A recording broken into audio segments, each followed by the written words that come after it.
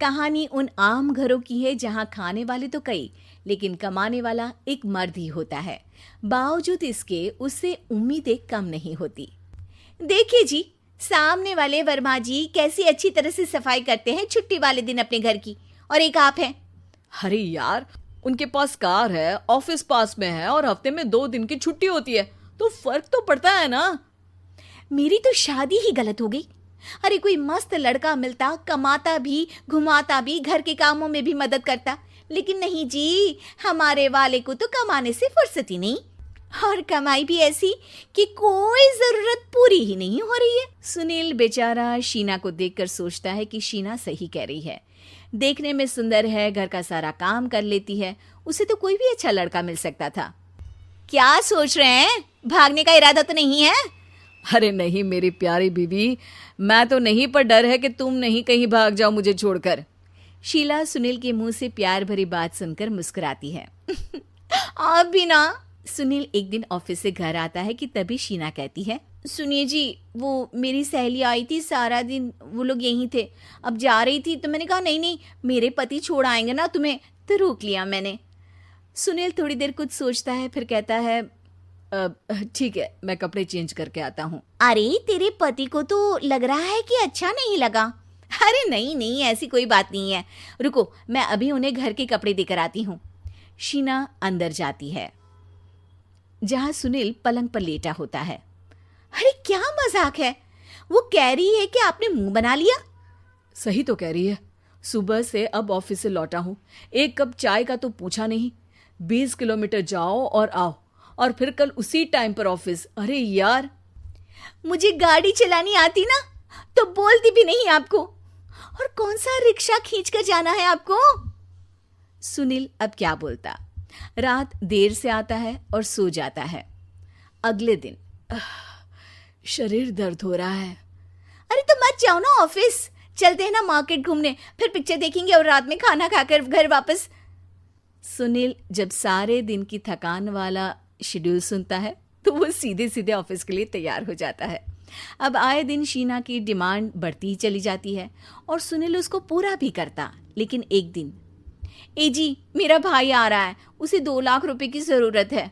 हाँ तो मैं क्या करूं शीना, मेरे पास इतने रुपए नहीं है। हाँ हाँ पता है नहीं है, लेकिन किसी से लेकर तो दे सकते हो ना। अरे मैं किससे मांगू, मेरे तो जानने में भी कोई नहीं है जिसके पास इतनी बड़ी रकम हो। तभी वहां शीना का भाई शीनू आ जाता है। जीजा जी कैसे हैं आप? अब मैं ठीक हूँ शीनू, अचानक इतनी बड़ी रकम की जरूरत कैसे पड़ गई? अरे जीजा जी, वो बिजनेस शुरू किया ना, तो उसके लिए पैसे की जरूरत है। काफी हो चुका है, थोड़ा पैसा बचता है तो मैंने सोचा आपसे ले लूं। अब देखो, मेरे ऑफिस में कुछ लोग हैं जिनकी सेविंग अच्छी है, मैं उन लोगों से बात करके देखता हूँ। सुनील ऑफिस से किसी से पैसे लेकर शीना को दे देता है।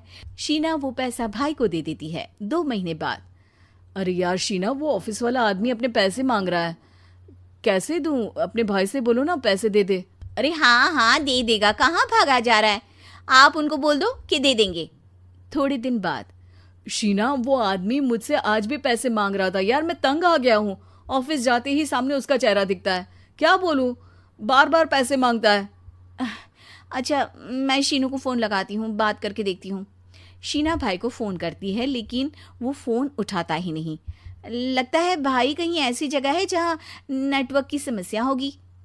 सुनील अगले दिन दोपहर को ही घर आ जाता है। उसका चेहरा उतरा और परेशान सा होता है, वो रोने लगता है। अरे क्या हुआ जी, आप इतना परेशान क्यों हैं? सब ठीक तो है ना? अरे नहीं शीना, कुछ ठीक नहीं है, मैं ठीक नहीं हूँ। तुम्हारे भाई के लिए मैंने जो पैसे लिए थे, उस आदमी ने आज भरे ऑफिस में सबके सामने मेरी बेइज्जती कर दी। सबके सामने आज मैं कर्जदार बनकर खड़ा था। मैंने हर वो प्रयास किया घर चलाने के लिए जो मैं कर सकता था, लेकिन अब नहीं होगा। वो फिर रोने लगता है। अरे आप तो औरतों की तरह रो रहे हैं, मर्द हैं आप। क्यों, आदमी के सीने में दिल नहीं होता, या फिर वो इंसान नहीं मशीन होता है? अरे मैं थक चुका हूँ शीना, तुम समझती क्यों नहीं? मैं भी शारीरिक और मानसिक रूप से थकता हूँ, मैं भी आराम करना चाहता हूँ, सुकून चाहता हूँ। मैं अब कुछ नहीं कर सकता। कुछ नहीं। वो बैठ जाता है। शीना पति को हैरान परेशान देखकर चुप हो जाती है। अगले दिन, सुनिए, ये लीजिए 2 लाख रुपये, उस आदमी को दे दीजिए और बोल दीजिए कि आज के बाद किसी को पैसे के लिए बेइज्जत ना करे। सुनील पैसे देखकर राहत की सांस लेता है। अरे शीना, तुमने तो मेरा बहुत बड़ा काम कर दिया। अब मैं शान से ऑफिस जा सकता हूँ। लेकिन ये पैसे आए कहाँ से? ये पैसे मैंने अपने गहनों को गिरवी रख कर लिया है। तुम ठीक रहो, निश्चिंत रहो, मैं बस यही चाहती हूँ। मुझे माफ़ करना, पर अब मैं समझ चुकी हूँ कि मर्द को भी दर्द होता है।